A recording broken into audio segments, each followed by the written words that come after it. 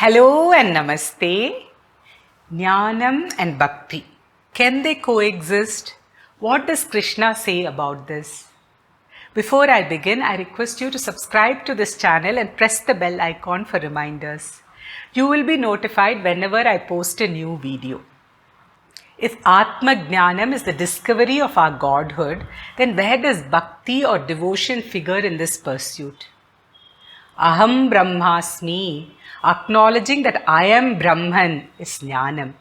Whereas bhakti is about loving an all-powerful God and recognizing our own insignificance and limitedness.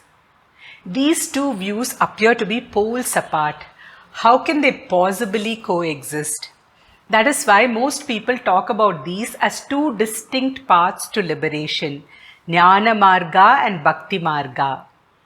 However, Krishna disagrees with this view. He categorizes bhaktas into four types. Chaturvida bhajante mam janaha sukrutinorjuna arto jignasur artarthi jnani cha bharatarshaba. Krishna says in the 7th chapter, there are four types of bhaktas. They are Artha Bhakta, Artharthi Bhakta, Jignasu Bhakta and Jnani Bhakta. Artha Bhaktas are those who remember God only in time of distress. You are in trouble and you suddenly remember that there is some power above called God. You plead with Him to free you from that misery. Once the problem is solved, you forget Him. The second category is Artharthi. You worship God for material results. You pray to God for health, wealth, success, children, happiness, peace of mind and other worldly things. But unlike Artha Bhakta, you remember God in good times and bad. Artharthi Bhakta is superior to Artha Bhakta because God is in his thoughts all the time. He recognizes that all that he has and all that he is because of God. The third category is Jignasu Bhakta. You are not interested in material gains.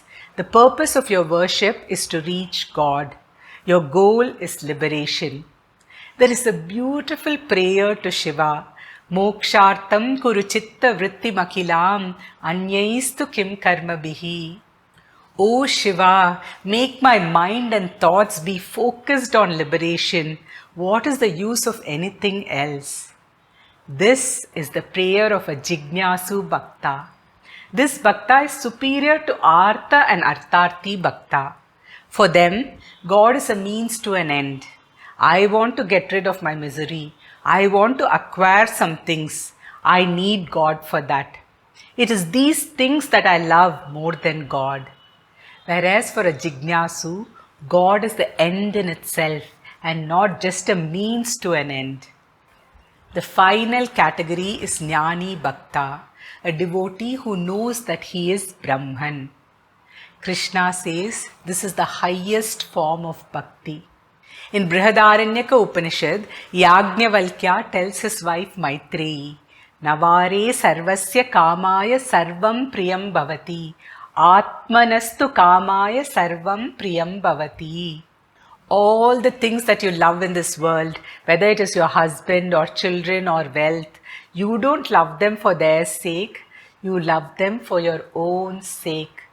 Self-love is the greatest, the most unconditional and enduring love. And recognizing your oneness with God means that you love God like you love your own self. Hence Krishna says, a Jnani Bhakta is the greatest of all my bhaktas. Tesham Jnani Nitya Yukta Eka Bhaktir Vishishyate Priyo hi Jnanina Atyartam Aham Sacha Mama Priyaha. Jnani is the most superior of my bhaktas. He is steadfast and undivided in his devotion. I am very dear to him and he is very dear to me. However, there is a catch.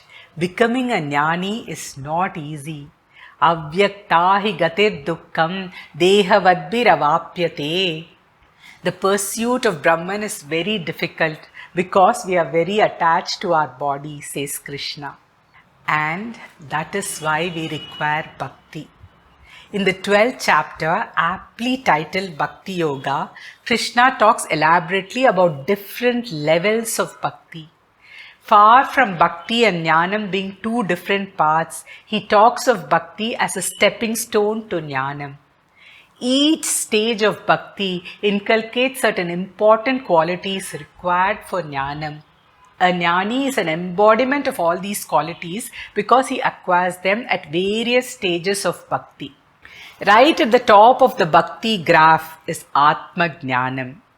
One level below Jnanam is Virat Bhakti, thinking of the whole universe as a form of God and worshipping God in this form is Virat Upasana. This is also called Vishwarupam, which we saw in the 11th chapter. Adveshta Sarvabhutanam Maitra Karuna Evacha.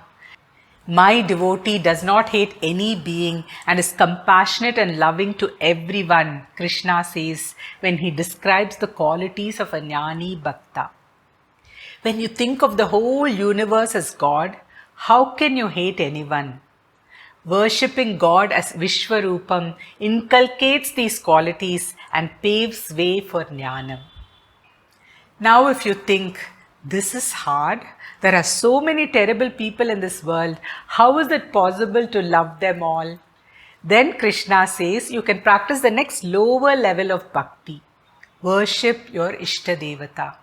You pick a form of God which you like, Shiva, Vishnu, Durga or Ganesha, and pray to that form. This bhakti prepares your mind for Virat Bhakti. Take Vishnu Sahasranamam for example. The Dhyana sloka describes the Vishwarupam.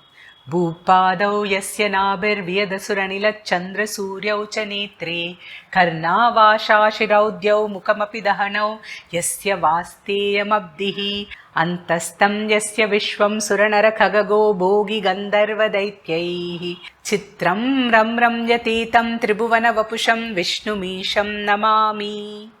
I pray to this beautiful form of Vishnu whose body is all the three worlds.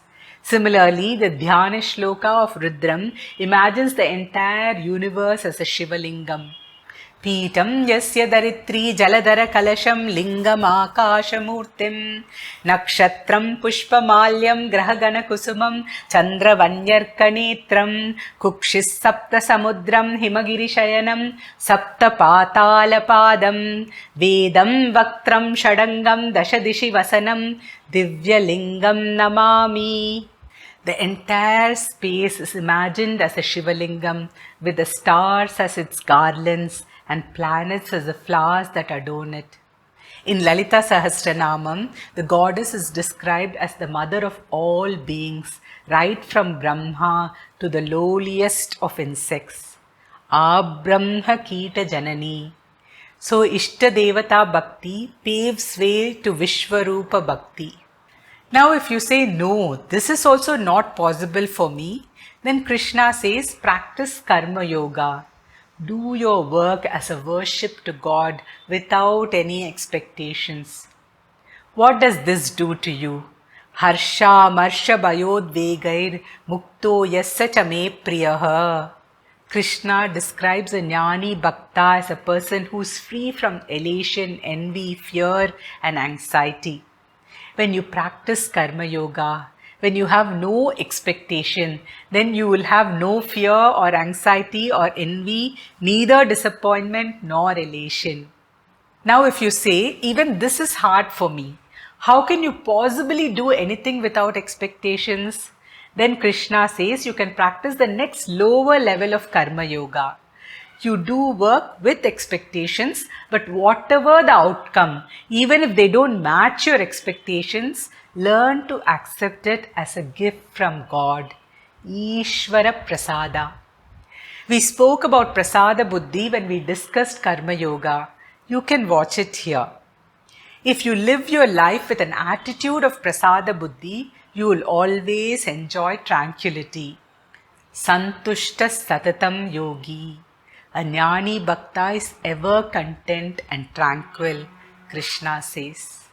Whichever stage of spiritual evolution you are in, you can choose a form of bhakti to suit you.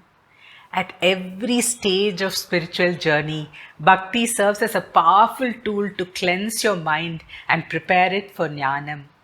Without bhakti, Jnanam is impossible, and without Jnanam, bhakti is incomplete. That's it from me.